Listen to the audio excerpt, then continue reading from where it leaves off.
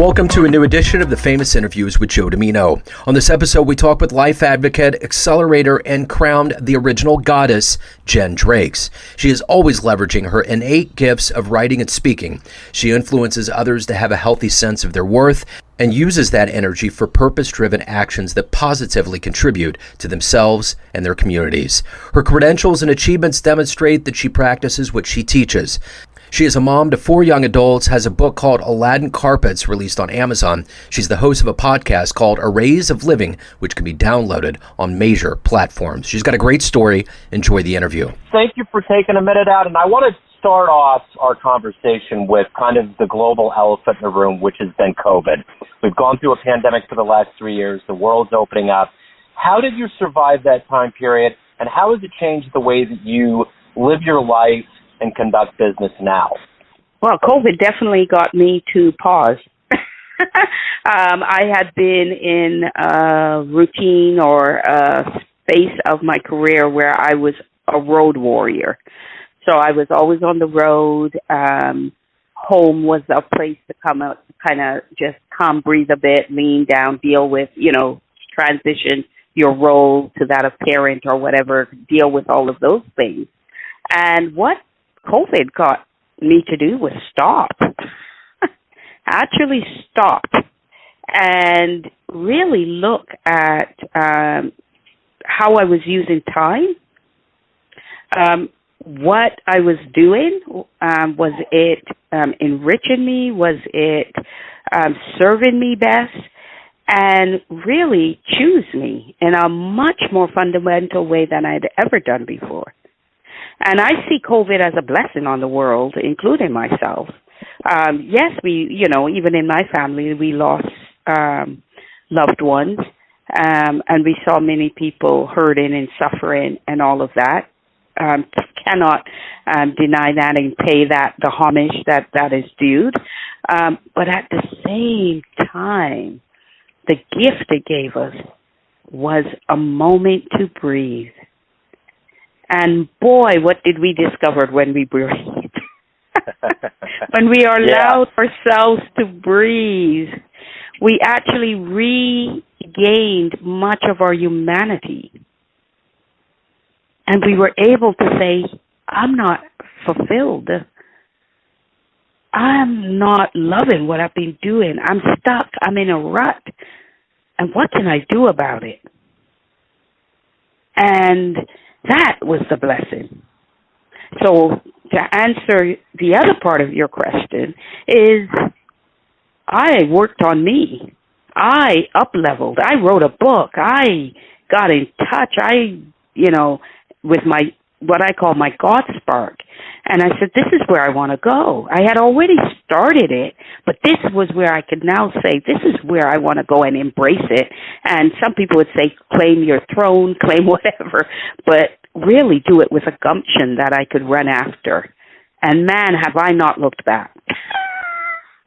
That's great. And I can tell it. And I have no intention of looking back. None whatsoever. Yeah, there's no need to, for sure.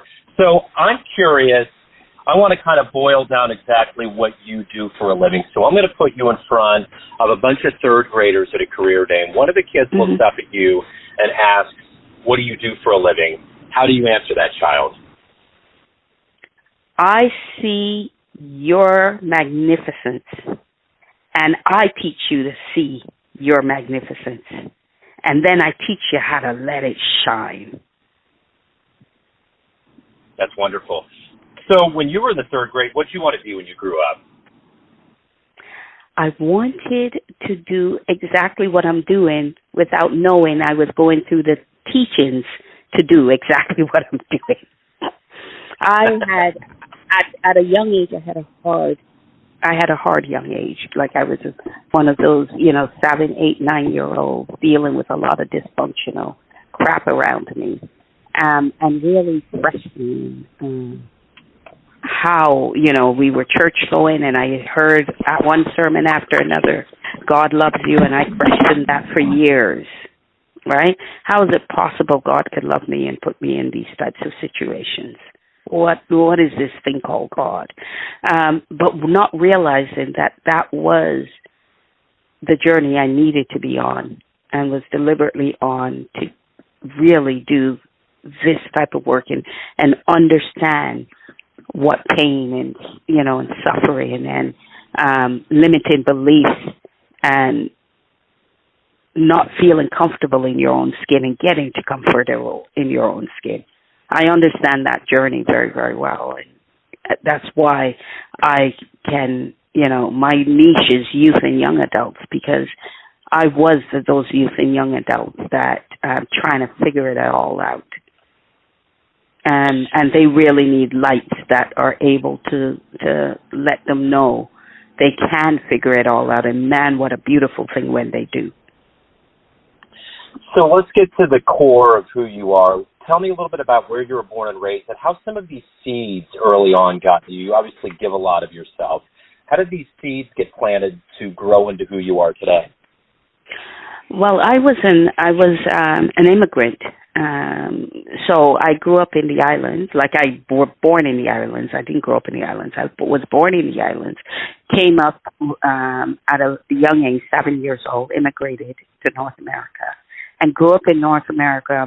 A variety, because my mom was very into cultures and open doors, and she was very inclusive. So I grew up among a lot of different cultures: Philippines, other West Indians, North American, Indian. Like, she was just very inclusive. So grew up among a lot of different cultures. And we had a hard time because my father was not the traditional father. He didn't want to be a father. And so and he was abusive. And that really honed in on my away from. What do I want to be away from? Because I looked much like him. So everybody would tell me, "You're like your father," when I knew I wasn't like my father, right? And it's those flippant type of remarks that sometimes starts to breed certain thoughts in a child, right? Starts to ingrain certain things. So I came up fighting that my whole time and rebuilding me and really standing on my own 2 feet and striving for independence and being and distance from the dysfunction that was there. And all of that grew me now to where the Jenn that's here today is all about people's worth and understanding that there's things in life that many people have gone through to make them feel less than. And how do you tap into them really connecting with the worth that they have always had, and now need to hold on to get them and cope, better and in healthier ways. So that's what Jenn is all about. So I'm really about changing perspectives to change lives. So who's been kind of a consistent role model or a hero for you in your life? My extended family and my mom. My mom really had a lot of vision. And one of the things she did for us was she made sure that we traveled every summer. And going out into different cultures, global cultures, and spending an entire summer within different cultures helped to expand our horizons and show us a different way, that there were different options out there for us. So that she was definitely a key role model. And because we grew up village style and typical traditional, where you're raised by a village, the extended family, even amidst the dysfunction that we were experiencing, the extended family allowed us to also know that there was, there was environments and better things out there for us to make different choices for ourselves. So those things opened up the possibilities certainly for me, and I think for all the siblings as well. So that for me, what I would say is the foundations that held and were solid for me. You know, we have motivations. Every day we wake up, we have things we want to accomplish and do. What is that for you? What's the ultimate motivator to get you to accomplish what you want to get done? Opening my eyes every morning. From the moment I am blessed to open my eyes every morning, and then to lift my body out, and move around in ways I recognize not everybody is able to do. That motivates me alone. So seeing each day, one of my favorite moments of the day is sunrise. So I'm an early riser to see the sunrise. And I actually call it, night handing its baton over to day. And to see the darkness move into the lightness of a day. And to be able to see that and appreciate that and just, in the calm while everybody else is sleeping, that's what motivates me. That drives my motivation to accomplish and do things every day and make use of my time to the best of my ability. And that doesn't mean I don't have some times where I call lazy moments where I just want to relax, but I let that flow. And it doesn't last long, too long, but I do appreciate when those times come as well. And so that's what gets me motivated, and just being grateful for every day I have. So if you can meet anybody alive on the planet right now and spend some time with them, who would it be? There was a time I would have said Maya Angelou. Yeah. But bless her soul, she passed. If I was to spend time with someone right now, it would be probably someone like Oprah or a Les Brown, or someone that has reached a certain level of spiritual reach and have some amazing conversations that would also further my growth. Right? So it would be someone I can really delve into the whole human experience and our whys, and just that growth from mindset. That would be someone like those. It would be that type of person that I would sit with. So of all of the things that you've done and accomplished in your life, what are you the proudest of? My pivot. The pivot I did to really go out and get my designation for coaching, really finally stand in a skin I'm comfortable in and say I'm here, and here's what I can do for people. And here's how I can uplift people's mindsets. So doing that pivot is a great achievement for me, because it's been a long time coming. And I wish, some of the things I know now I had known at earlier years. But they were a journey, and no regrets, but they were there for a reason, those journeys. But yeah, making that pivot and taking a chance on me. So, of all of the people that you've touched and all of the clients you've had and business dealings you've had, what's been the best success story?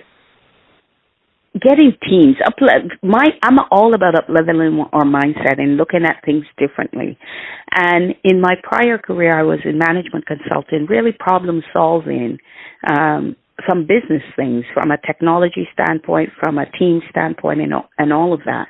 And what I got really, really, and even then, what I do now was shining through in those efforts, was building teams, building really cohesive teams that went after the same goal in a cohesive way, grew themselves. And I watched those team members after the project closes, or go on to then do amazing things in their careers. And that would be my greatest achievement, is the influence on individuals to strive for more than they thought when they first came onto a team. They thought they would be doing X, and then to give them challenges and trust them and build them and then see them go on in their careers to create amazing careers for themselves is what I sit back on and go, yeah, I'm proud of that. So everyone out there sees you in a separate light. You have different bubbles of people, from family to friends to clients to colleagues, but you ultimately live your life. What's your perception of you? Who do you think you are? I see myself as a lighted spirit having a human experience and just enjoying and reveling in the human experience, whether it's an upward or a downward, it's a plateau, whatever it is, just enjoying the experiences that life has to offer and finding gratitude along the way. People lose sight of gratitude, and some people create their own victim stories and things of that. I love to look at life and embrace life and just enjoy the experience of the journey, but doing it so I am heading towards what I call a divine-tastical living state, which is, becoming the artisan of your own life. And in doing that and owning that, owning your vision for yourself and moving along towards that vision for yourself, you are enjoying the human experience of living, and you're living it as fully as you can. So that's how I see myself, as just this spirited being going through what life has to offer, enjoying and embracing the experience, because not all of it you can say is enjoyable, but embracing those experiences, learning from those experiences, and moving on and just keep doing what is needed to go after the vision. What a great answer, Jenn. This has been wonderful. For anyone out there that wants to learn more about you, your services, anything revolving around your world and life, where can they go?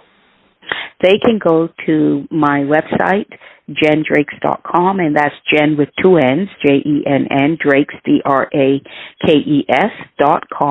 and you'll find on that, website any and everything that I am doing and touching. And then also my main platform is LinkedIn. I'm on all major social platforms, but my main platform is LinkedIn, and you can find me there as Jenn Drakes as well. This has been great, Jenn. Hey, thank you so much for taking time out, being a part of the program, and opening up your world of story. I really appreciate it. Best of luck with everything.